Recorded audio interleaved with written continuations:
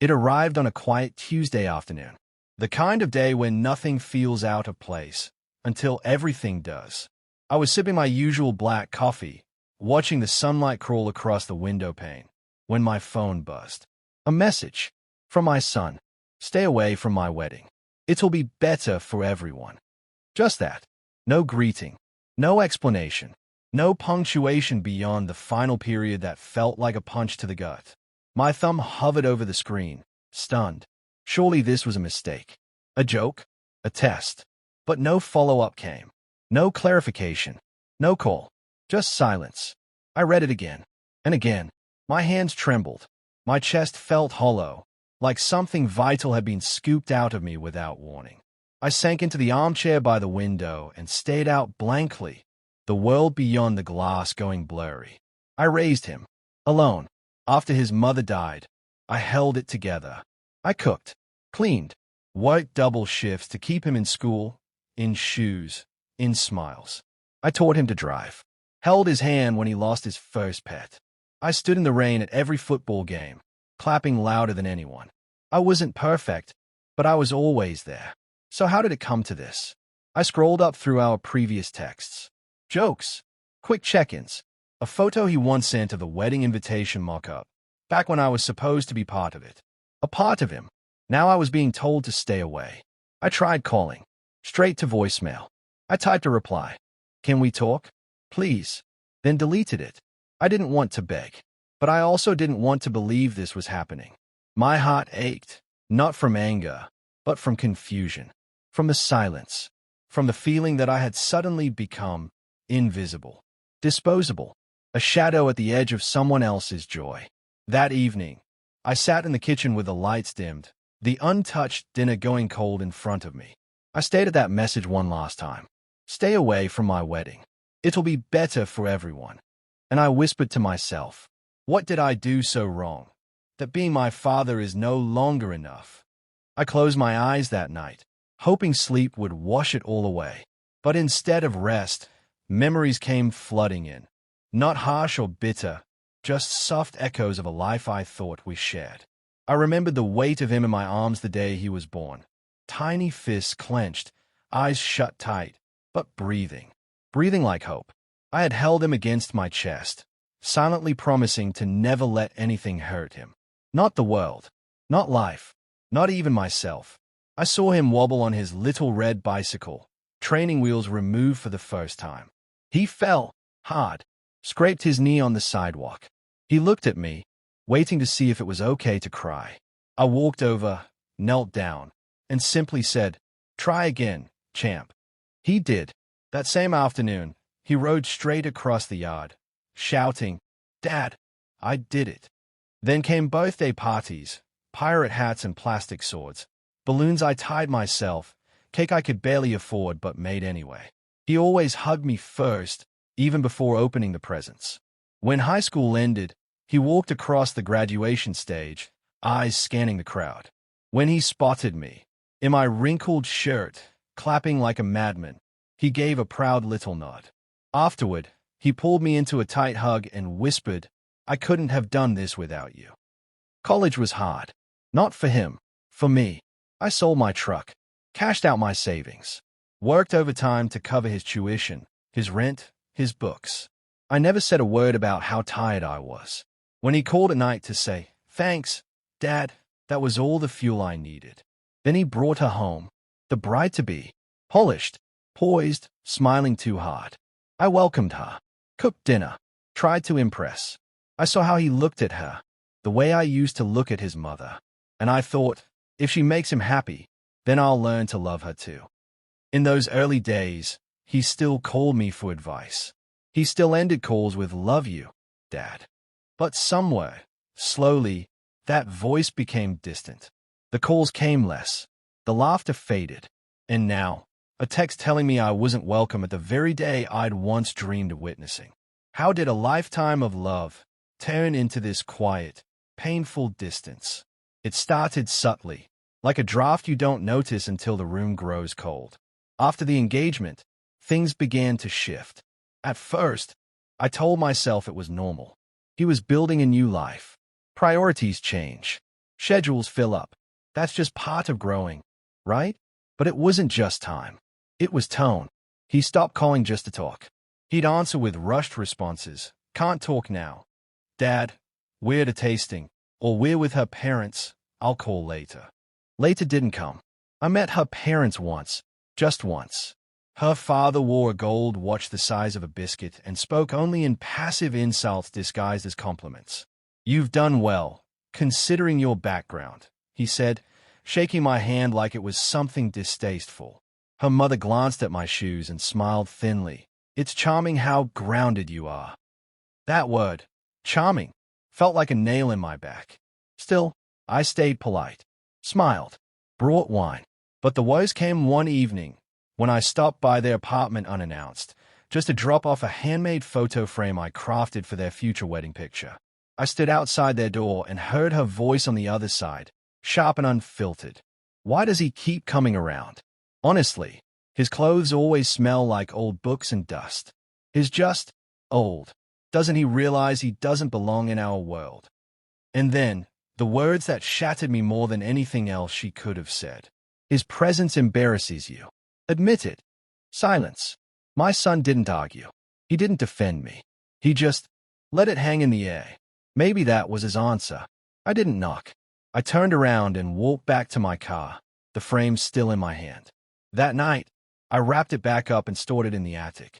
A gift no longer welcome. After that, I saw how she looked at me, smiling on the surface, but scanning me like I was out of place. Like I was a guest in my own family. She once corrected how I pronounced a wine name, mid-sentence, at the dinner table, in front of others. My son laughed. He never used to laugh at me. It was clear now. I didn't fit into the polished world she came from, a world of money, appearances, curated perfection. In that world, I was a wrinkle, a flaw, a memory they'd rather crop out of the picture. But it wasn't her disdain that hurt the most. It was his silence. That quiet agreement was louder than any insult she ever spoke. 2 weeks before the wedding, I received an unexpected invitation, a formal pre-wedding dinner hosted by the bride's family. At first, I was surprised. After weeks of distance and silence, part of me thought maybe things were softening. Maybe they were ready to make room for me again. I polished my old shoes, wore my best blazer, even got a haircut. I stood in front of the mirror and practiced a smile. Not too wide, not too tight, just enough to hide the nerves pressing against my ribs. Their house was massive. Stone pillars, glass doors, manicured lawns. It wasn't a home. It was a statement. Inside, everything gleamed. Crystal glasses, silver flatway, soft music humming under low conversation. I was seated at the far end of the long dining table, across from the bride's uncle, next to someone who didn't even introduce themselves. The bride's father raised a toast early in the evening. To family, he said, swirling his wine. And to new beginnings, especially for those of us finally finding our proper place. There was a pause, long enough for the implication to land. Laughter followed. The bride smiled, but it didn't reach her eyes. I looked to my son. He chuckled quietly and took a sip of champagne. Another guest, someone from the bride's side, leaned over to me later and said with a patronizing smile, "It must be surreal, huh? Watching your son enter high society. Not everyone gets to witness that kind of leap." I nodded politely, but my throat tightened. She added, almost like it was nothing, "Some people just don't fit in with this world, you know? But your son, he really does." The table laughed again. My hand stayed locked on the linen napkin in my lap. Then came the moment that cut the deepest. The bride's father turned to me, wine glass in hand. "You've done well," he said. "Really, your son is finally moving up. That must be a proud moment, knowing he'll never have to struggle again." I waited for my son to chime in, to say something, anything, that would pull me out of the role they'd cast me in.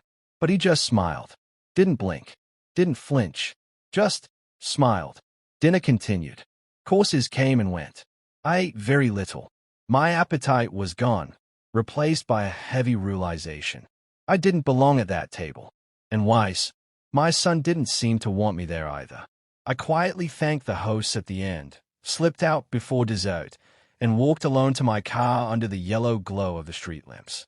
That night, I didn't just leave a dinner party. That night, I left the last place I was ever invited.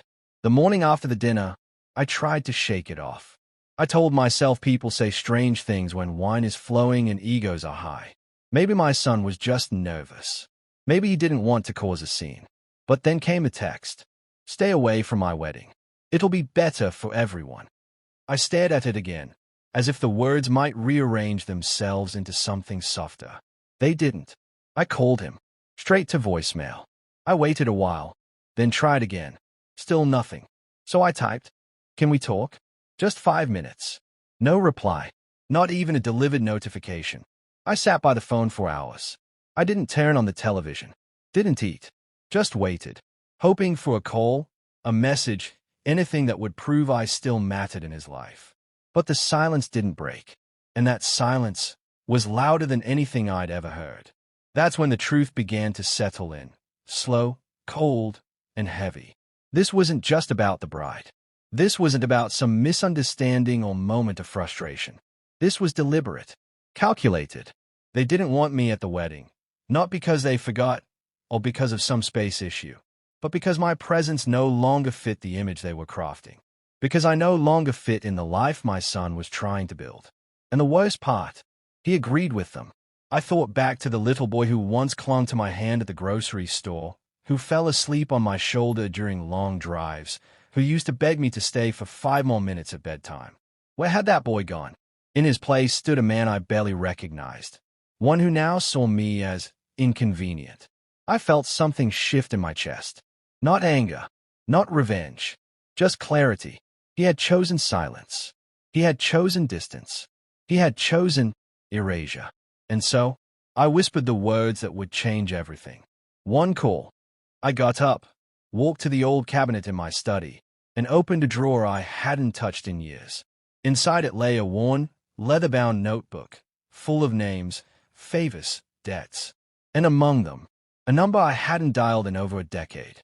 I reached for the phone, and with calm, steady fingers, I called. I pulled the dusty black notebook from the bottom drawer, the one I hadn't opened since before my son met her. It was old, frayed at the corners, filled with names and numbers that had once mattered. Most were crossed out, moved on, or lost to time. But one wasn't. Mr. Roman. The name was written in thick black ink, underlined twice. No title, no details, just a number. The kind of number you never dial unless you're absolutely sure. And I was. Years ago, before all this, I had worked behind the scenes in finance. The quiet kind. The kind that never makes headlines but moves mountains. Roman's company was drowning at the time. He was being hunted by banks, competitors, and vultures disguised as friends. I stepped in, quietly. No contracts, no conditions. Just one man helping another when no one else would. He offered me stock, press, even a board seat. I refused. Just do something good with your life, I told him. And he did. He built an empire, and I faded into the background, exactly how I liked it. But now I needed the weight of that favor. Not to punish, not to destroy, just to remind. To remind my son and everyone around him that I wasn't invisible, that I was never small. I stayed at the number for a long moment. Then press call. He answered on the second ring. Roman, I said simply. A pause. Then warmth broke through his voice like the sun breaking clouds. Well, I'll be damned. You finally called. I need a favor, I said quietly. He didn't hesitate. Say the word, brother. I explained, briefly, calmly. I didn't pour my heart out. Just the basics. My son's wedding. The exclusion. The silence. Roman didn't laugh. He didn't pity me either. He simply said, send me the guest list, the venue, the time, and leave the rest to me. No chaos, I added. No drama. Just presence. He chuckled softly. Dignified disruption. I like that. Don't worry. I'll make sure they feel you, without even seeing you. And with that, the call ended. I placed the phone down and exhaled, not with relief, but with certainty. For the first time in weeks, I didn't feel erased. I didn't feel weak. I felt steady. This wasn't about revenge. This was about memory, about making sure the story of who I was and what I had given wasn't buried under champagne toasts and designer gowns. Roman would make sure of that, and so would I. The morning of the wedding arrived like any other, quiet, warm, deceptively normal. Birds chirped outside my window, and sunlight filtered in through the curtains, casting golden shapes across the floor. I dressed slowly, not because I had anywhere to be, but because some days demand a certain kind of respect. A simple suit, navy blue, the same one I wore to his high school graduation. I straightened the cuffs, adjusted my collar, and stared into the mirror. Not to admire, just to center myself. No invitation, no seat reserved, but I would still be there. At exactly 2 p.m., I opened my laptop. The wedding was being live-streamed. Of course it was. The bride's family wouldn't miss a chance to showcase perfection. I clicked the link. The screen flickered to life. A sprawling estate filled the frame. Marble steps, towering floral arrangements, gold-trimmed chairs lined up in perfect symmetry beneath a silk canopy. A string quartet played softly in the background, the sound crisp and rehearsed. The camera panned over the crowd, hundreds of elegantly dressed guests. Laughter, polished smiles, champagne flutes already in hand. A woman, someone from the bride's side, leaned into the camera and whispered proudly, "Exclusivity is elegance." The feed cut to the altar, and there he was, my son.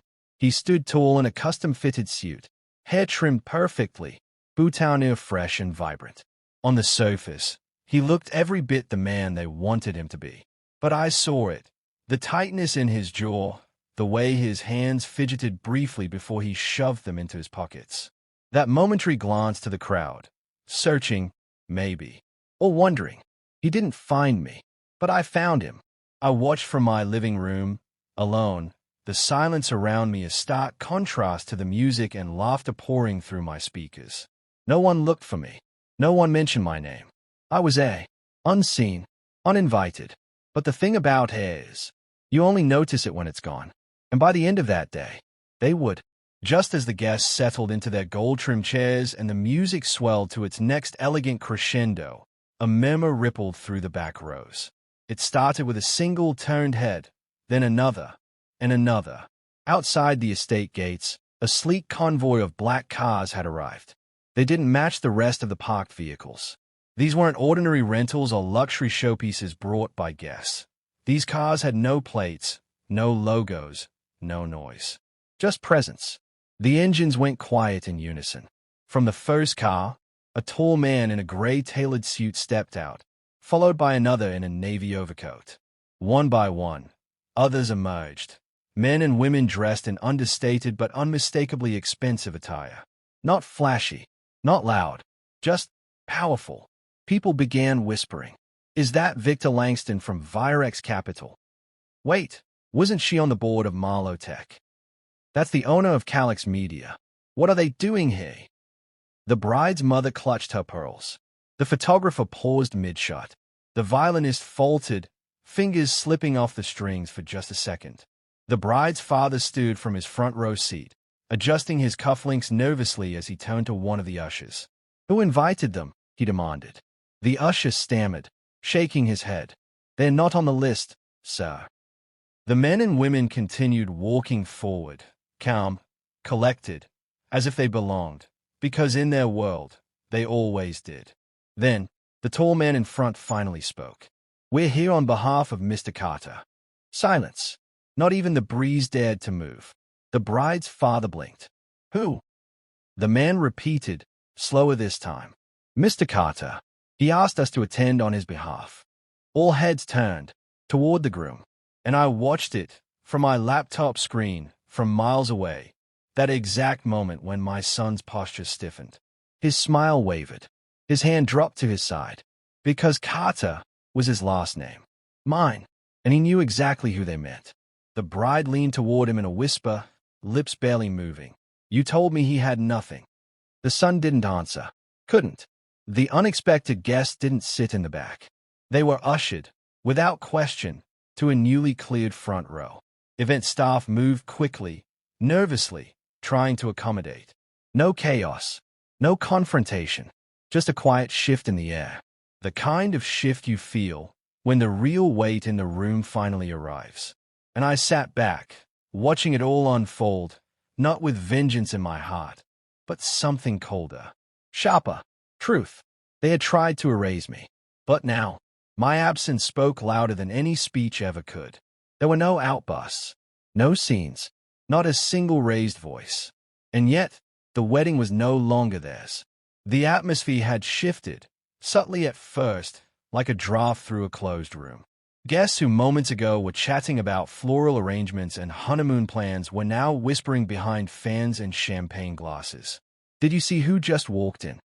Wait, isn't it the CEO of Hartwell Holdings? Who exactly is Mr. Carter? The murmurs spread like smoke, quiet, curling around every corner of the estate. Even the servers, once perfectly synchronized, began to move a little slower, their eyes darting toward the unexpected arrivals seated at the front. The media, initially restricted to a small platform for official coverage, began to stay. One bold photographer moved forward, camera raised. Snap, snap, snap. They weren't taking pictures of the bride. They were taking pictures of them, the uninvited, unmistakable figures who now stole the spotlight without trying. The bride's father was sweating through his tailored jacket, his smile twitching every time someone leaned in with another whisper. I thought this was supposed to be private, someone muttered. No, no. I heard it was invite only. Well, someone invited them. He turned to his daughter, pulling her aside briefly. Do you know who these people are? She shook her head, her jaw clenched. They said they are here for Mr. Carter.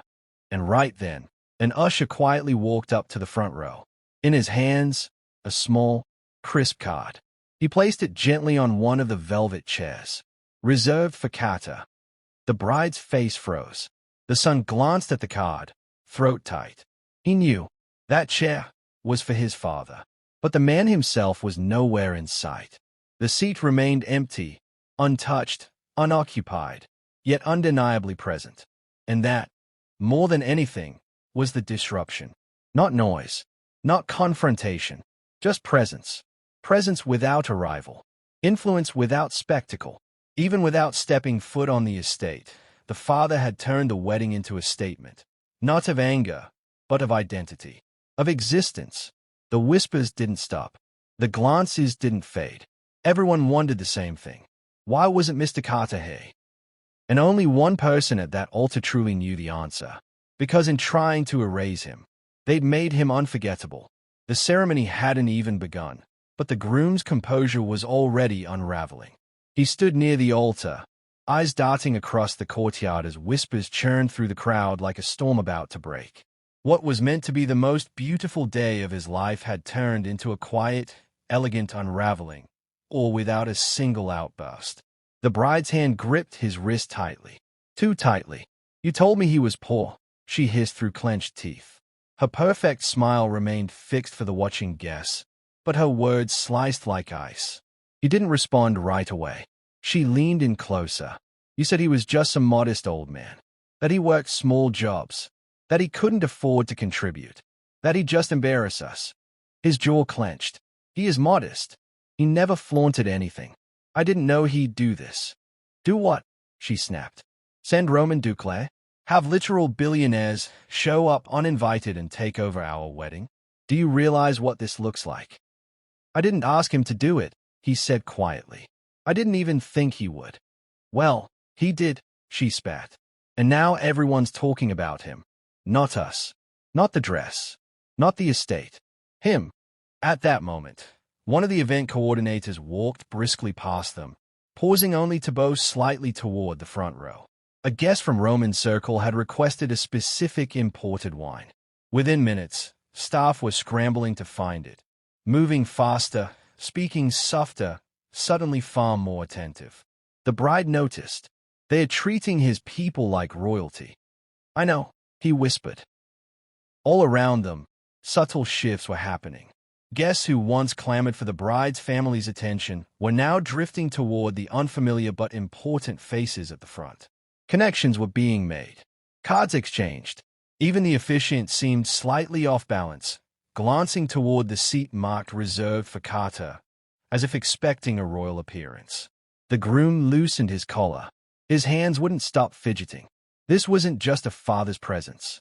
This was influence, and the weight of it, even unseen, was suffocating. He looked back toward that empty chair, the one reserved with care and reverence, the one that reminded him of everything he'd chosen to forget. His father had raised him with calloused hands and a steady voice. Never loud, never boastful, always present, always giving. And now, in front of hundreds, that quiet man had changed the air, without even stepping foot on the property. The bride turned away, fuming. He remained still, sinking into a realization far heavier than any vow he was about to make. He hadn't just pushed his father out. He'd buried the very foundation he was standing on. And now, that ground was starting to crack. The sun dipped lower in the sky, casting a golden hue across the estate as the reception reached its peak. Glasses clinked, music floated through the warm air, and laughter, forced and nervous, danced at the edges of conversation. But then the music faded. Slowly, deliberately, a soft chime echoed from the speakers, catching everyone mid-sentence. Conversations paused. Forks lowered. The large screen set up behind the head table flickered to life, revealing nothing but a black screen and white text. In honor of the man behind the curtain. The bride looked at the planner, confused. Is this part of the schedule? The planner shook her head, visibly flustered. I don't think so. The groom stood still, staring at the screen. A soft instrumental track began. Not dramatic, just sincere. The video opened with old, grainy photos. A young man in overalls, holding a toolbox. A man in a small classroom, teaching finance to inner-city youth. A father with a little boy on his shoulders, both laughing under a bright summer sun. A calm narrator spoke. There are men who lead by standing in front, and then there are men who lead by standing behind, lifting others without needing to be seen. The video shifted to headlines, quiet mentions in business journals, anonymous investors in struggling startups, key moments in 5 major companies' survival stories. Then, this man changed the fate of 5 corporations and never once asked for credit. Faces appeared, CEOs, board members, industry leaders, giving brief testimonials. He saved us from bankruptcy in '09. I owed my second chance to a man who never cashed in a single favor. I met him once. His name was Carter. I'll never forget that handshake. And finally, the screen cut to a single photo. A black and white portrait of a man in a plain shirt, soft eyes, hands folded in his lap. Mr. Carter, my photo. And the final words on the screen. To the father who gave everything and asked for nothing, we honor you. Gasps rippled through the crowd. The bride's mother dropped her fork. Her father, red-faced, jaw slack, fumbled his wine glass.